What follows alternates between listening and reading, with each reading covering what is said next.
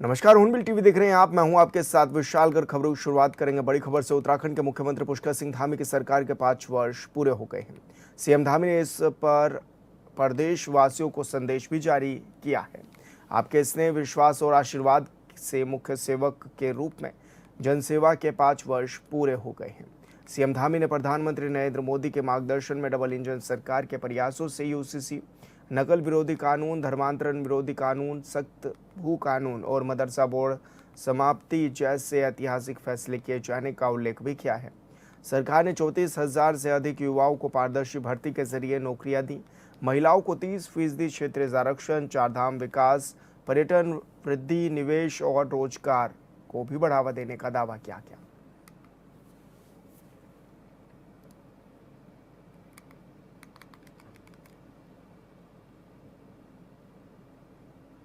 और संवाददाता योगेश आर्या हमारे साथ फोन लाइन पर जुड़ गए हैं। योगेश, 5 साल मुख्यमंत्री धामी के सरकार को पूरे हो गए हैं। ऐसे में किस रूप में इसको देखा भी जा रहा है और जगह जगह कार्यक्रम भी आयोजित किए जा रहे हैं इस दौरान?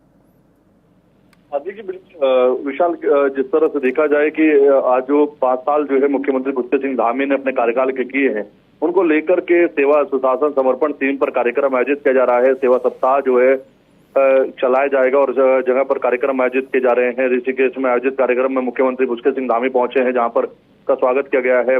बतौर मुख्य अतिथि के तौर पर राज्यपाल लेफ्टिनेंट गुरमीत सिंह पहुंचे हैं और जो है तमाम जो उन्होंने 5 साल में कामकाज किया है, महिलाओं को जो 33% आरक्षण जो है क्या है उसकी बात हो, या फिर जो है नकल विरोधी कानून हो, दंगा विरोधी कानून हो, यूसीसी का कानून हो, महिलाओं को जो है अग्रणी भूमिका में सशक्त बनाने की बात हो, उनके से लखपति दीदी की बात हो, तो तमाम योजनाएं जो केंद्र सरकार से आयोजित की गई हैं, राज्य सरकार से चलाई जा रही हैं, उनका व्याख्यान उनके द्वारा किया जा रहा है। और ऐसे में लगातार जो है कार्यक्रम रहेगा। और इसमें अगर देखें तो जन जन की सरकार, जन जन के द्वार कार्यक्रम के पार्ट 2 की शुरुआत आज से विधिवत रूप से हुई है और ये जो है कार्यक्रम आज से लेकर 18 जुलाई तक जो है चलाया जाएगा। और वहां पर जो है इसमें कार्यक्रम आयोजित किए जाएंगे। जनता के द्वार अधिकारी पहुंचेंगे, जनप्रतिनिधि पहुंचेंगे, जहां वे योजनाओं का लाभ दिलाने का काम तो करेंगे, उनके बारे में जानकारी देने का भी काम जो है उनके द्वारा किया जाएगा। और कोशिश रहेगी कि जो समस्याएं जो है पुरानी थी, जिनको बहुत लंबे समय से वो हल नहीं करा पा रहे थे, उनका हल वहां पर जो है निकलता हुआ नजर आए। जी योगेश, सबसे लंबे कार्यकाल वाले मुख्यमंत्री धामी बन रहे हैं और ऐसे में किस रूप में इसको देखा भी जा रहा है? क्या कुछ कहते हुए नजर आ रहे हैं मुख्यमंत्री इस दौरान?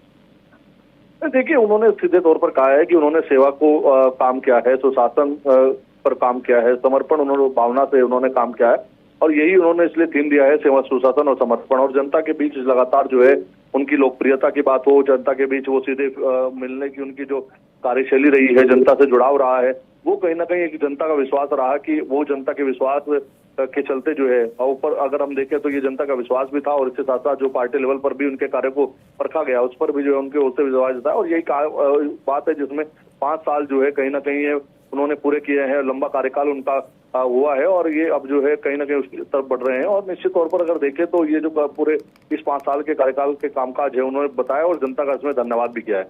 जी बिल्कुल योगेश, बहुत शुक्रिया आपका तमाम जानकारी साझा करने के लिए। रानीखेत में कांग्रेस के पूर्व प्रदेश अध्यक्ष करण मारा ने केंद्र और राज्य पर बीजेपी सरकार पर विभिन्न मुद्दों को लेकर तीखा हमला बोला है। स्प्रिंग फील्ड कैंप कार्यालय में आयोजित पत्रकार वार्ता में उन्होंने राम मंदिर में कथित चढ़ावा चोरी के मामले को उठाते हुए सरकार से निष्पक्ष जांच और दोषियों पर कार्रवाई की भी मांग की है। करण मारा ने आरोप लगाया है कि बीजेपी राम मंदिर के नाम पर सत्ता में आई, लेकिन अब मंदिर में श्रद्धालुओं के चढ़ावे की सुरक्षा पर भी सवाल खड़े हो रहे हैं। उन्होंने दावा किया है कि चांदी के आभूषण और नकदी गायब होने के मामले में बड़े लोगों को बचाने का प्रयास किया जा रहा है। इस दौरान उन्होंने एप्स्टीन फाइल का भी उल्लेख किया।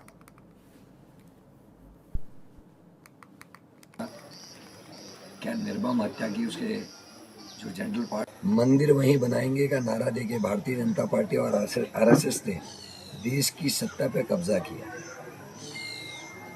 और अब वो जघन्य अपराधियों में शामिल हो गए हैं। एप्स्टीन फाइल, जहां जिस देश का कोई नागरिक या सरकार में शामिल आदमी था वो जेल में है या देश निकाला हो गया। भारत में अभी स्थिति जस की तस है। भर्ती घोटाले हो रहे, पेपर लीक हो रहे, नीट के पेपर लीक होने के बाद कई बच्चों ने आत्महत्या कर दी। बेटियों के बलात्कार और हत्याएं इस प्रदेश में हो रही है, देश में हो रही है। किसानों को प्रताड़ित किया जा रहा है और ये सब रामलला का नाम लेकर आई हुई पार्टी के द्वारा हुआ। लोगों को कोलगेट और फलाना फलाना चीज़ों पे फंसा कर सत्ता ली गई, और आज 13 साल 14 साल की सरकार में भी किसी चीज़ का कोई खुलासा नहीं हुआ है, सब चुप है। पर्यटन नगरी मसूरी में अब ट्रैफिक जाम से राहत मिलने की उम्मीद है। उत्तराखंड मेट्रो रेल कॉरपोरेशन की ओर से मसूरी को 5 रोपवे की सौगात मिलने जा रही है। पुरकुल मसूरी रोपवे परियोजना अंतिम चरण में है, जबकि 5 नए रोपवे परियोजना पर शीघ्र कार्य भी शुरू होने वाला है। वहीं सचिव आवास विकास डॉक्टर आर राजेश कुमार ने मसूरी पहुंचकर विभिन्न रोपवे परियोजनाओं के स्थलों का भी निरीक्षण किया है। सचिव डॉक्टर आर राजेश कुमार ने बताया है कि सभी परियोजनाओं की डीपीआर तैयार है। लगभग 11.7 किलोमीटर लंबी इस परियोजना में स्थानीय जनप्रतिनिधियों से सुझाव लिए जाएंगे और पार्किंग सुविधाओं को भी विकसित किया जाएगा।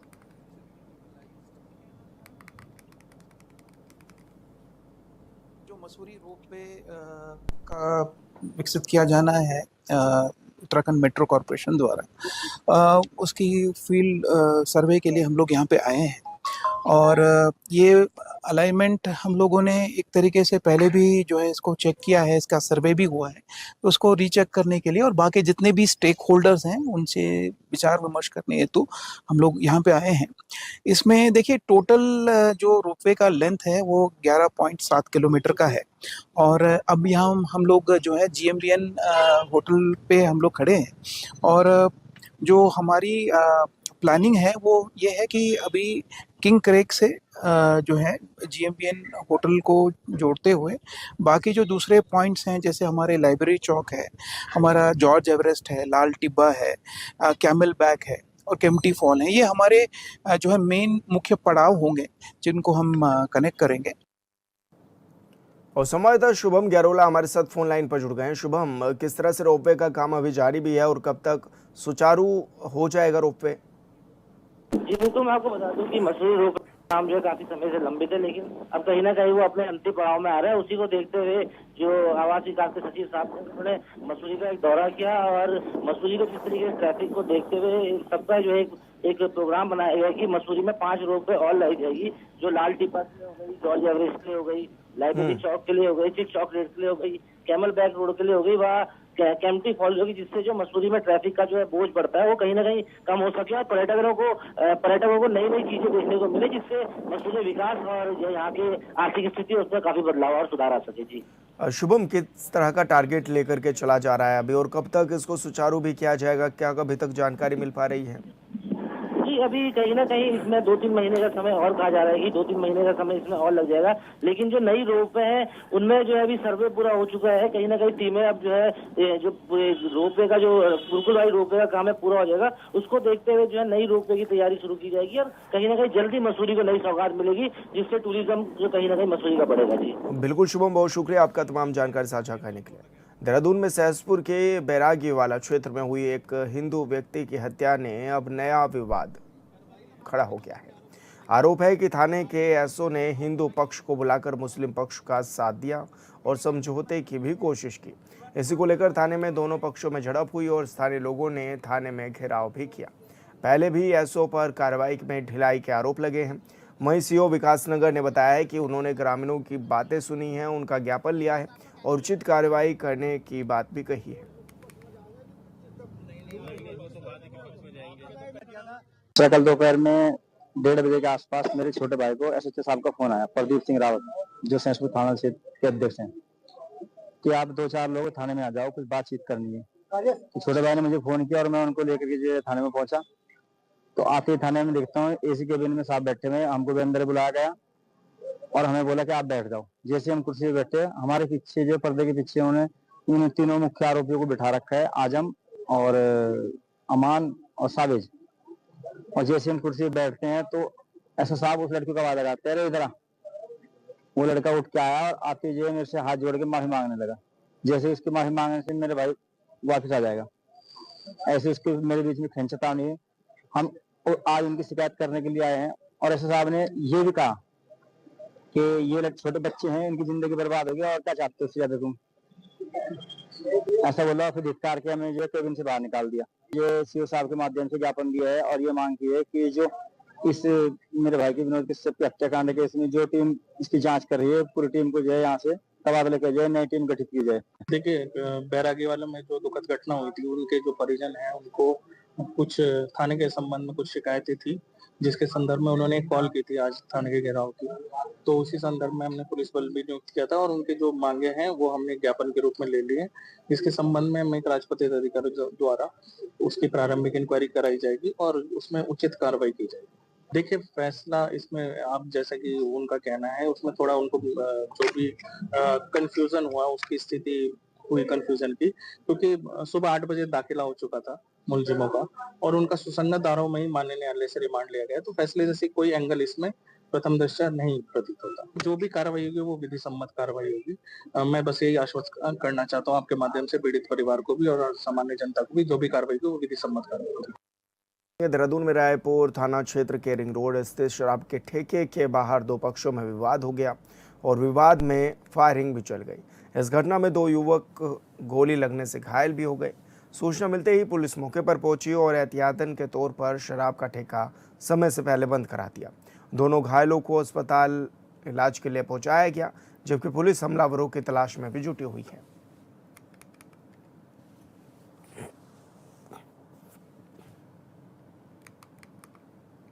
जो हमारा रिंग रोड है पुलिया नंबर 6 के आसपास, तो वहाँ पर यह घटनाक्रम हुआ था।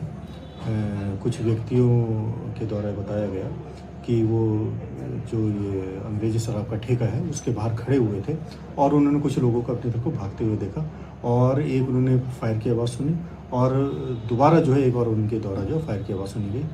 तो इसमें दो लोग जो है इस घटनाक्रम में घायल हुए हैं। एक व्यक्ति के पैर में लगी है गोली और एक व्यक्ति के जो है बाएं कंधे के ऊपर जो है गोली लगी हुई है। दोनों जो है अस्पताल में उपचाराधीन हैं। दोनों की कंडीशन जो है बिल्कुल खतरे से बाहर है। अभी उनसे भी पूछताछ घटनाक्रम के जो हुआ है उसके संबंध जानकारी की गई, तो अभी उनके द्वारा जो है इसमें बिल्कुल अनभिज्ञता प्रकट की गई है। इसमें हमारे द्वारा खुलासे के लिए जो है विभिन्न पुलिस टीमें गठित कर दी गई हैं, जिसमें कि सीसीटीवी और ही साथ साथ जो वहाँ पे लोग मौजूद थे और बाकी और लोगों से संबंध में जानकारी की जा रही है और जल्दी ही पूरे घटनाक्रम का हम लोग इसको खुलासा करेंगे। और संवाददाता योगेश आर्या हमारे साथ फोन लाइन पर जुड़ गए हैं। योगेश, क्या कुछ ये पूरा मामला था और पुलिस की ओर से क्या कार्रवाई भी अभी तक की गई इस मामले में? देखिए विशाल, रायपुर में वाइन शॉप के बाहर देर रात जो है गोली चलने का मामला सामने आया है। दो पक्षों के विवाद के बीच फायरिंग से जो है हड़कंप मचा हुआ है और गोली लगने से एक व्यक्ति घायल हुआ है। कैलाश अस्पताल जो है उसमें उसको भर्ती कराया गया है। घायल व्यक्ति के झगड़े में शामिल नहीं होने की जानकारी जो है वो भी मिल रही है। इसके बाद ये भी बताया जा रहा है कि रायपुर थाना पुलिस द्वारा मौके पर पहुंचकर जांच शुरू कर दी है। सीसीटीवी फुटेज जो है खंगाल जा रहे हैं पुलिस द्वारा। आरोपी की तलाश जो है वो की जा रही है। फायरिंग की घटना से इलाके में दहशत का माहौल है, लेकिन पुलिस की अगर हम बात करें तो लगातार पुलिस का कहना है कि वह फुटेज के माध्यम से आरोपी की तलाश कर रही है और जल्द आरोपियों की गिरफ्तारी जो है वो की जाएगी। जी बिल्कुल योगेश, बहुत शुक्रिया आपका तमाम जानकारी साझा करने के लिए। जनपद उधम सिंह नगर के जसपुर में दबंगों के हौसले लगातार बुलंद होते जा रहे हैं, जहां बाइक सवार दो युवक पर दबंगों ने हमला कर दिया। पहले युवकों के साथ लाठी डंडों से जमकर मारपीट की गई, फिर दबंगों ने अपनी कार से एक युवक को टक्कर मार दी। घटना में घायल हुए युवकों को अस्पताल में भर्ती कराया गया। वहीं दूसरे युवक की गंभीर हालत को देखते हुए उसे रेफर भी कर दिया गया। पुलिस ने परिजनों की शिकायत के बाद सीसीटीवी के आधार पर मामले की जांच पड़ताल भी शुरू कर दी है, लेकिन बताया जा रहा है कि दोनों पक्षों में पैसे के लेन देन को लेकर पूर्व से विवाद चला आ रहा है।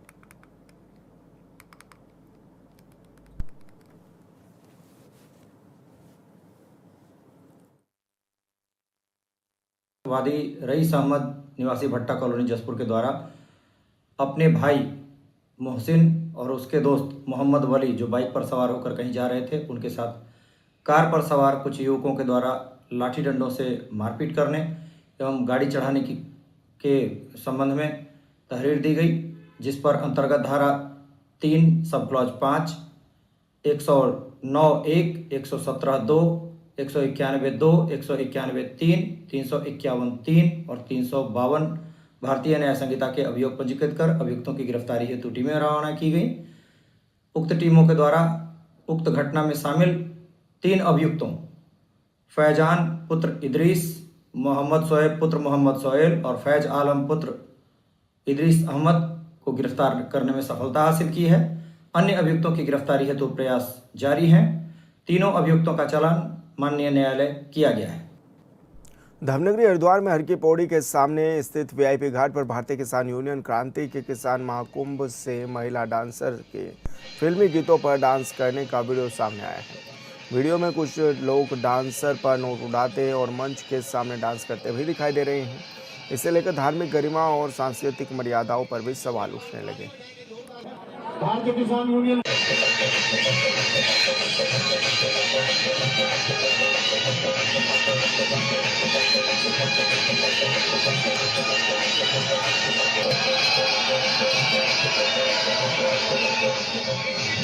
ताली बजाएंगे जोरदार।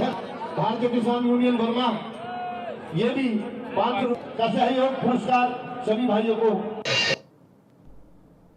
देहरादून में विकासनगर के नवाबगढ़ क्षेत्र में उस समय अफरा तफरी मच गई जब 33 केवी की हाई वोल्टेज बिजली लाइन अचानक टूटकर सड़क पर आ गिरी। गनीमत रही कि घटना के समय सड़क से कोई राहगीर वाहन नहीं गुजर रहा था, वरना बड़ा हादसा भी इस दौरान हो सकता था। सड़क पर गिरते ही हाई वोल्टेज लाइन से तेज चिंगारियां निकलने लगी और काफ़ी देर तक आग की लपटें उठती रही, जिससे क्षेत्र में दहशत का माहौल भी बन गया है। स्थानीय लोगों ने तत्काल सड़क पर आवागमन रोककर लोगों को सुरक्षित दूरी पर रहने की सलाह दी और बिजली विभाग को इसकी सूचना भी दी गई।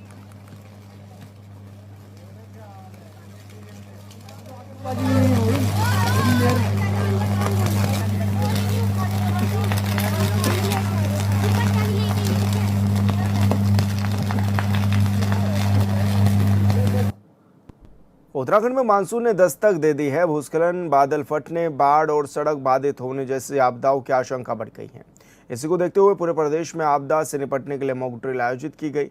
सरकार और प्रशासन तैयारियों का दावा कर रहे हैं, लेकिन सवाल वही है जो हर साल उठता है, क्या मॉक ड्रिल सिर्फ औपचारिक है या इस बार वाकई सिस्टम किसी भी आपदा से निपटने के लिए तैयार है।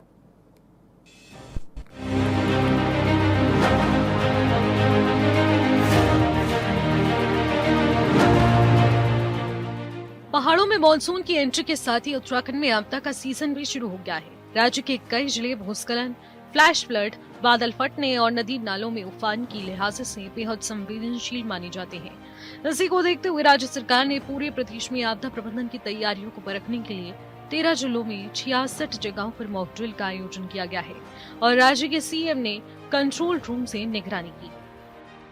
ये मानसून का सत्र हमारे लिए हमेशा बहुत चुनौतीपूर्ण होता है। हमारी जो भौगोलिक परिस्थितियां हैं, हमको कई प्रकार से आपदा का सामना करना पड़ता है। कहीं बादल फटते हैं, कहीं एवलांच आता है, कहीं जल भराव होता है। तो इन सब स्थितियों से, परिस्थितियों से सभी को सुरक्षित रखना है, सभी तैयारियां करनी है और ये हमारी तैयारियों की भी समीक्षा है। इससे पहले भी हम लोगों ने कई सारी बैठकें की है, जनपद स्तरों पर भी लगातार बैठकें हो रही है। तो एक विधिवत रूप से मॉक ड्रिल हो जाने से कहाँ क्या कमी है, क्या और हमें काम करने की आवश्यकता है, आपदा के जोखिम को कैसे कम से कम किया जा सके। पिछले सालों के जो अनुभव हैं, पिछले साल जो आपदा में सभी विभागों के अच्छे कोऑर्डिनेशन से काम हुआ था, उसको भी इस बार के आगे की तैयारियों में हमने शामिल किया है और सभी विभाग आपस में मिलकर अच्छा कोऑर्डिनेशन करें, अच्छी तैयारी करें। मॉक ड्रिल के दौरान एनडीआरएफ, एसडीआरएफ, पुलिस, स्वास्थ्य विभाग, फायर सर्विस, जिला प्रशासन और अन्य एजेंसियों ने संयुक्त रूप से राहत और बचाव अभियान का अभ्यास किया। घायलों को सुरक्षित निकाला और राहत शिविर बनाने और संचार व्यवस्था बनाए रखने और आपातकालीन प्रक्रिया का प्रदर्शन भी किया। देखिए, आप मॉक ड्रिल का बेहतर हम परिणाम समझते हैं कि हमारा समन्वय बहुत मजबूत होगा। अधिकारी को यह ज्ञात होगा कि किस प्रकार की आपदा में किस प्रकार से रिस्पांस करना है, किस प्रकार से काम करना है, किस प्रकार से कम्युनिकेट करना है, किस तरह से पब्लिक के लोगों को लेना है। तैयारियों की समीक्षा करनी है, तैयारियों में क्या कमियां रह गई हैं, कैसे और बेहतर कर सकते हैं, इसके बारे में काम करना है। और इसके माध्यम से हमारा प्रयास होगा कि हम भविष्य में जब कभी आपदा की स्थिति बनती है, हम बेहतरीन से बेहतरीन काम कर पाएं, रिस्पांस अच्छे तरीके से कर पाएं, त्वरित रिस्पांस कर पाएं और इफेक्टिव तरीके से लोगों का जीवन बचा पाएं। सरकार का दावा है कि इस बार आपदा से निपटने के लिए कंट्रोल रूम 24 घंटे सक्रिय होंगे। संवेदनशील इलाकों की लगातार निगरानी होगी। भारी मशीनें पहले से तैनात की गई हैं। राहत सामग्री का पर्याप्त भंडारण भी किया जा चुका है और जरूरत पड़ने पर तुरंत रेस्क्यू मौके पर किया जाएगा। सरकार की तैयारियों पर विपक्ष का कहना है कि हर साल मानसून से पहले ऐसे ही दावे किए जाते हैं, फिर भी पहली बारिश में ही सड़कें बंद हो जाती हैं, गांव का संपर्क टूट जाता है, यात्रियों को घंटों फंसे रहना पड़ता है और कई बार राहत दलों को भी घटनास्थल तक पहुंचने में काफी समय लगता है। प्रदेश में आपदा प्रबंधन की तैयारियों को लेकर के प्रशासन द्वारा जो मॉक ड्रिल की गई है, उस मॉक ड्रिल को सरकार ऐतिहासिक बता रही है, बड़ी बड़ी बातें कर रही है। मॉक ड्रिल तो हर साल होती है मानसून से पहले, लेकिन मॉक ड्रिल का कोई नतीजा निकलता हुआ नजर नहीं आया है, क्योंकि वास्तविक चुनौती तो जब आपदा आती है उसके बाद शुरू होती है, और उन चुनौतियों के मामले में हमेशा से आपदा प्रबंधन फिसड्डी साबित रहा है। और सरकार की ना ये मॉक ड्रिल तब वहां पर काम आती है, क्योंकि जो वास्तविक तैयारियां सरकार को और आपदा प्रबंधन विभाग को करनी चाहिए, वो धरातल पे उतर करके ना अधिकारी करते हैं ना मंत्री करते हैं। वो तो इसी कमरों में बैठ करके केवल जो है बड़ी बड़ी बातें करने में अपना समय बर्बाद करते हैं। वैसे भी उत्तराखंड आपदाग्रस्त प्रदेश है और आपदा को लेकर के सरकार को हमेशा सजग रहना चाहिए। आपदा प्रदेश में आएगी, क्योंकि हर मानसून में आती है, तब देखते हैं कि आपदा प्रबंधन की वास्तविक तैयारियां कैसी है और कितनी राहत जो है आपदा में आपदा प्रबंधन विभाग आम जनमानस को दे पाता है। ये तो आने वाला समय ही बताएगा। फिलहाल मानसून की शुरुआत के साथ सरकार ने अपनी तैयारियों का प्रदर्शन भी कर दिया है, लेकिन असली परीक्षा प्रकृति लेगी, क्योंकि उत्तराखंड में हर बारिश सिर्फ पानी नहीं लाती, बल्कि सिस्टम की तैयारियों और दावों की भी परीक्षा लेती है। Bureau report, hornbill TV.